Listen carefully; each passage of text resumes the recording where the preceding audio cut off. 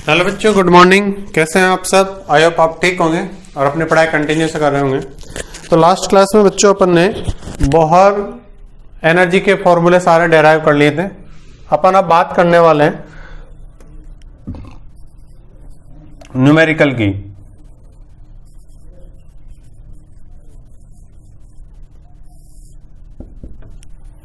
ठीक है, Bohr energy का फॉर्मूला क्या था? To calculate the energy of nth orbit equals to En बराबर Z square upon N square, ठीक है, into minus 13.6 electron volt. Clear है? ये फॉर्मूला था आपके पास।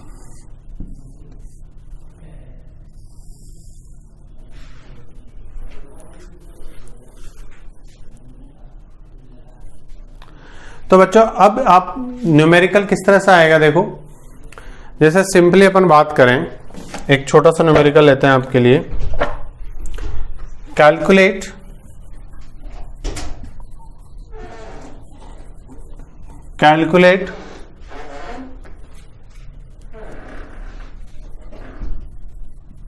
Energy of first Bohr orbit of hydrogen. कोई इलेक्ट्रॉन है जो फर्स्ट ऑर्बिट में है तो उसकी एनर्जी आपको कैलकुलेट करनी है। तो देखो आंसर अपन को क्या क्या चाहिए, जेड स्क्वायर एन स्क्वायर, यानी जेड चाहिए। तो जेड बराबर गिवन, किसकी बात कर रहा है? हाइड्रोजन की। हाइड्रोजन के पहले बोहर कोश के ऊर्जा ज्ञात कीजिए, ये हिंदी में क्वेश्चन है। तो Z बराबर क्या हो जाएगा बेटे? 1। N बराबर कौन सी बोहर ऑर्बिट की बात कर रहा है? फर्स्ट की, 1। वी नो दैट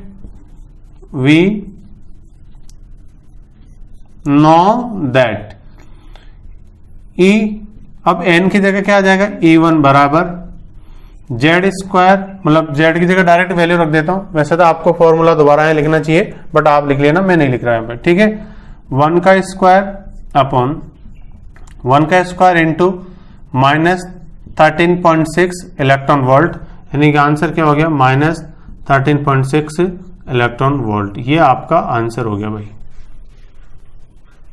ठीक है, समझ में आ गया होगा।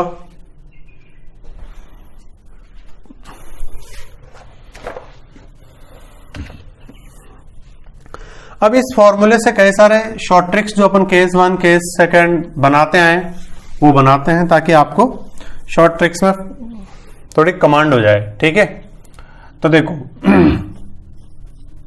केस फर्स्ट में देखो हम बात करें तो हमारा फॉर्मूला तो ये है, En बराबर Z square upon N square, यानी माइनस में स्टार्टिंग में लगा रहा हूं, ये 13.6 इलेक्ट्रॉन वोल्ट। ठीक है, अब इस फॉर्मूले को आप देखोगे तो इसमें देखो 13.6 इलेक्ट्रॉन वोल्ट तो क्या है? कांस्टेंट है, ये तो कभी चेंज नहीं होगा। बदलेगा कौन? जेड और एन। अब बहुत बारीकी से समझना बेटा यहां पर। तो यहां पे अपन लिख सकते हैं En, अगर मान लो मैं पहला केस ले लेता हूं, व्हेन, बहुत ध्यान से समझना, when Z is constant, then अगर जेड कांस्टेंट है तो En inversely proportional minus 1 upon N square.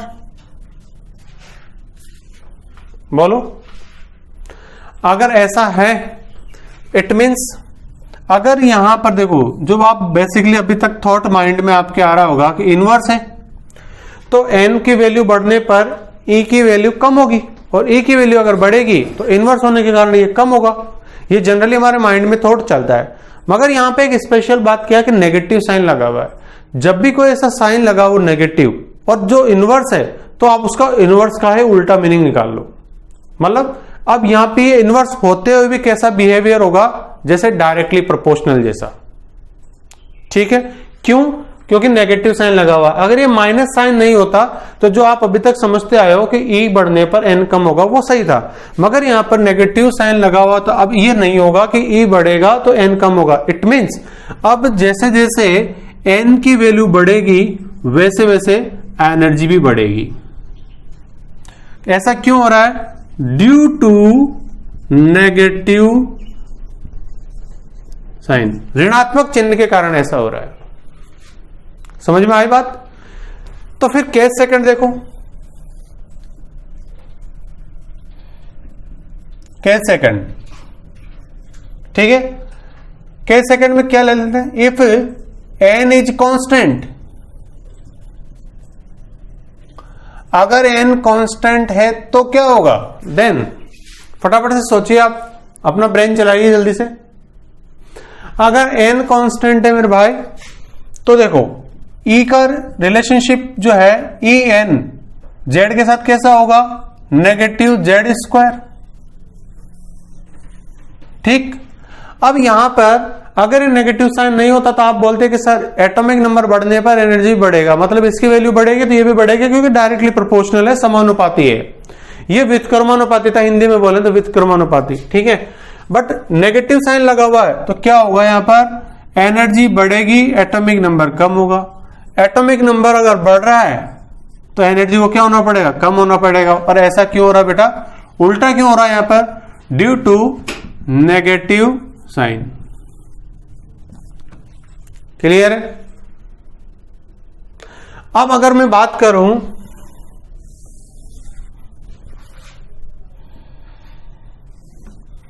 Case third की, केस फर्स्ट हो गया, केस सेकंड हो गया, केस थर्ड की अपन बात करें, ठीक है। तो केस थर्ड क्या होगा? देखो इसी में मैं कह रहा हूं, अगर मेरे पास E1 -1 अपॉन N1 स्क्वायर हो गया, ये इक्वेशन 1। अगर मैं रेशियो वाले जो सवाल आते हैं अनुपात वाले उनके लिए E2 -1 अपॉन N2 का स्क्वायर हो गया, ये इक्वेशन नंबर 2 आ गया। अगर E1 अपॉन E2 करना हो तो क्या करें बताइए? E1 अपॉन E2 करना हो तो क्या करें? तो देखो E1 अपॉन E2 के लिए क्या कर देंगे? दोनों को डिवाइड कर दो, तो -1 अपॉन N1 का स्क्वायर अपॉन -1 अपॉन N2 का स्क्वायर, माइनस से माइनस कैंसिल हो गया, N2 ऊपर चला जाएगा, तो implies that E1 upon E2 बराबर क्या हो गया?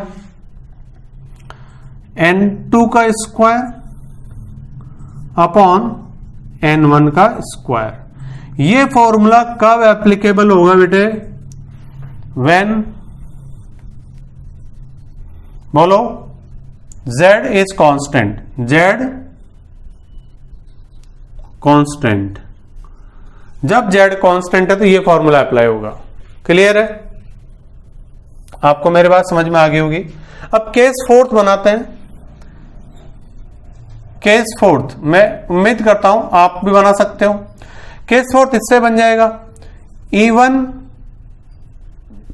माइनस Z1 का स्क्वायर, E2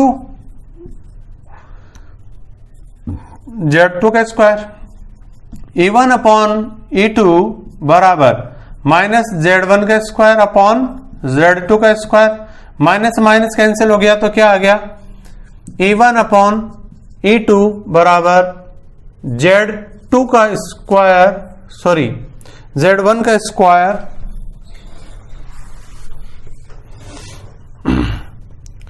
Z1 का स्क्वायर अपॉन Z2 का स्क्वायर। ये फॉर्मूला कब एप्लीकेबल होगा बेटे? व्हेन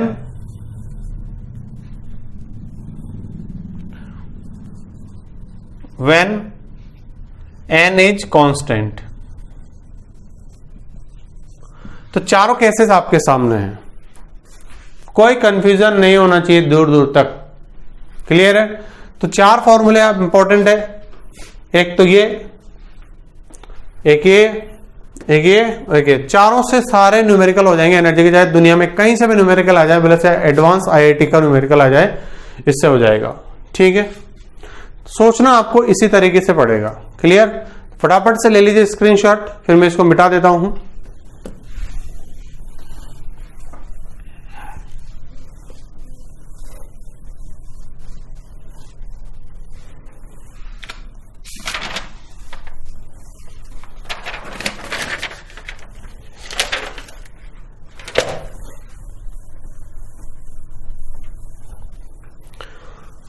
अब एक क्वेश्चन लेते हैं अपन। क्वेश्चन क्या है? हाइड्रोजन के पहले, दूसरे, तीसरे तथा चौथे तथा पांचवें बोहर कोश की ऊर्जा ज्ञात कीजिए। Calculate energy of first, second, third, fourth, fifth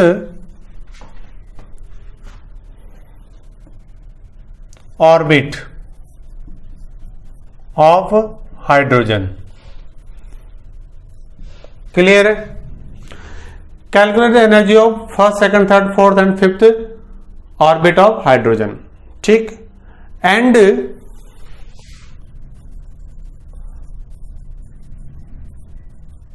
arrange them in increasing order.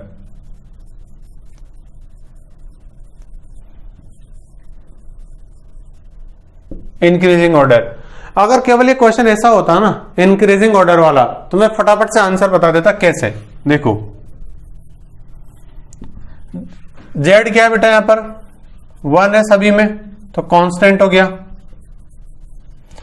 जब जेड कांस्टेंट होता है तो ई एन फॉर्मूला है ना हमारा, E N inversely proportional 1/n², ये फॉर्मूला लगता है आपका। जेड कांस्टेंट है तो इट मींस यहां पर क्या होता है, ई बढ़ेगा एन की वैल्यू बढ़ने पर, तो पहले ऑर्बिट की एनर्जी क्या है E1, दूसरे की क्या है E2, तीसरे क्या है E3, चौथे ऑर्बिट की एनर्जी E4, पांचवें की E5। जैसे जैसे एन की वैल्यू बढ़ेगी एनर्जी बढ़ेगी, तो इंक्रीजिंग ऑर्डर में ये जम गया फटाफट से। ये आंसर हो गया आपका सेकंड वाला। बट ये तो पूछ रहा है कैलकुलेट भी करना आपको, यानी कि जैसे फर्स्ट वाले ऑर्बिट के लिए अभी थोड़ी देर पहले अपन ने किया था, तो कितना आया था 13.6, वैसे सबको कैलकुलेट भी करना है। तो देखो 4 n बराबर 1, यानी कि फर्स्ट ऑर्बिट क्या हो जाएगा, E1 बराबर Z², यानी 1 का स्क्वायर अपॉन 1 n का स्क्वायर इंटू -13.6, तो बराबर कितना हो गया -13.6 इलेक्ट्रॉन वोल्ट हो गया भाई आंसर आपका। ये एक आंसर आ गया।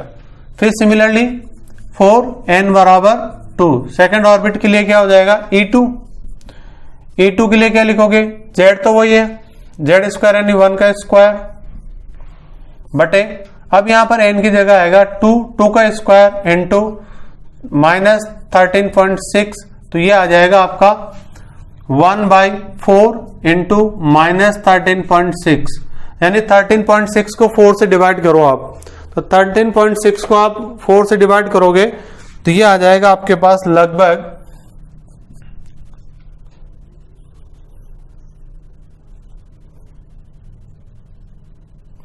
3.4, माइनस में आ जाएंगे 3.4 इलेक्ट्रॉन वोल्ट। ठीक है, E2 ऐसे 4 n बराबर 3 E3, ठीक है, तीसरे ऑर्बिट की एनर्जी क्या होगी E3, और यहां पर ये 1 का स्क्वायर, जेड तो सब में कॉमन है सही, यहां पर 3 का स्क्वायर हो जाएगा इंटू -13.6 इलेक्ट्रॉन वोल्ट, यानी कि 1/9 इंटू -13.6। ठीक है, तो ये कितना हो जाएगा आपका -1.5 समथिंग। ठीक, ऐसे ही आप 4 n बराबर 4 में क्या हो जाएगा E4 इक्वल टू 1 का स्क्वायर अपॉन 4 का स्क्वायर इंटू माइनस 13.6 यानी 1/16 इंटू माइनस 13.6, इसको आप डिवाइड करोगे तो माइनस अप्रोक्सीमेट आएगा 0.85 इलेक्ट्रॉन वोल्ट। ठीक है, ऐसे अपन E5 के लिए निकाल लेंगे तो n बराबर 5, 4n बराबर 5, E5 इक्वल टू हो जाएगा 1 का स्क्वायर अपॉन 5 का स्क्वायर इंटू माइनस 13.6 बराबर 1/25 आ जाएगा यहां पर। ठीक है, इंटू माइनस 13.6 तो ये आएगा आपके पास 0.54 इलेक्ट्रॉन वोल्ट। तो ये आपके पास 1 2 3 4 5 देख लीजिए आप, जैसे जैसे अपन दूर जा रहे हैं, फिफ्थ ऑर्बिट की एनर्जी आपके पास 0.4 है, ये माइनस आ रहा है। ठीक है, 0.54 है, ये 0.85 है, ये माइनस 1.5 है, माइनस 3.4 है। जैसे जैसे जा रहे हैं नेगेटिव में वैल्यू कम हो रही है, इसका मतलब एनर्जी बढ़ रही है। तो ये सभी को कैलकुलेट करके आप अरेंज करते तो भी ये ऑर्डर आता, और अपन ने डायरेक्ट शॉर्ट ट्रिक से कर लिया तो भी ये ऑर्डर आया। तो इस तरह के आपके बोहर एनर्जी के न्यूमेरिकल्स हैं जो आपको इस दोनों तरीके से करने हैं। ठीक है, अब एक क्वेश्चन मैं आपको घर के लिए देता हूं।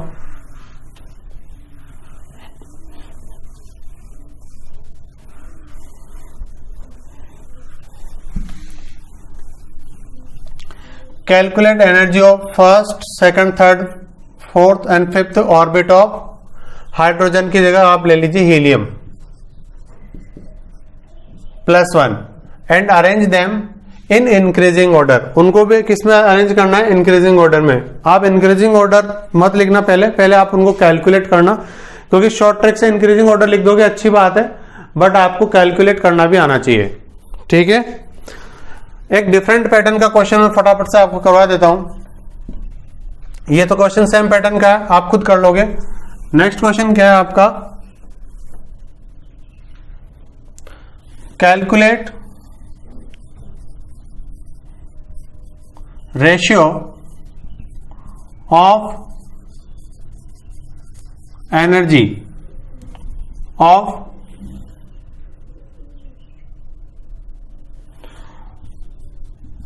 First and third orbit of hydrogen. Hydrogen के पहले और तीसरे कोष की ऊर्जाओं का अनुपात क्या होगा? तो इस क्वेश्चन में आप देखोगे तो बहुत आसान क्वेश्चन हो गया ट्रिक से। कैसे? वैसे तो आप कैलकुलेट करो एनर्जी और फिर निकालो, बहुत लेंथी प्रोसेस है, बट ऐसा क्या करोगे? देखो आपको क्या दिया हुआ है? Z बराबर 1, ठीक है, Z बराबर 1 दे दिया अपन को। पूछा क्या है? E1 रेशियो E3 क्या है? समझ में आई हमको बात? तो जब Z कांस्टेंट होता था हमारा फॉर्मूला क्या होता है? E1 अपॉन E2 बराबर N2 का स्क्वायर अपॉन N1 का स्क्वायर, ये फॉर्मूला होता है। अब यहां पर E1 क्या है? E1 तो फर्स्ट ऑर्बिट के लिए है सही, थर्ड वाली क्या हो गई? ये आपके E2 हो गई। ठीक है, तो E1 अपॉन E3 बराबर N2। अब 2 का मतलब 3 की बात कर रहे हैं अपन यहां पर, क्योंकि हमारे पास देखो ये फर्स्ट वाला है, अब बाय डिफॉल्ट ये फर्स्ट है तो कोई दिक्कत नहीं 1, ये थर्ड वाले को आपको E2 कंसिडर करना पड़ेगा ना यहाँ पे, तभी तो आप N2 की जगह कंसिडर कर पाओगे उसको। तो ये 3 का स्क्वायर अपॉन 1 का स्क्वायर, E1 अपॉन E3 बराबर 9 अपॉन 1। तो आंसर कितना आ गया? 9:1, ये आंसर आ गया आपको। ठीक है, तो इस तरीके से अपन बहुत सारे क्वेश्चन करने वाले हैं इस टॉपिक के। बहुत अच्छा टॉपिक है, बने रहिए तब तक क्लासेस में। Thank you so much.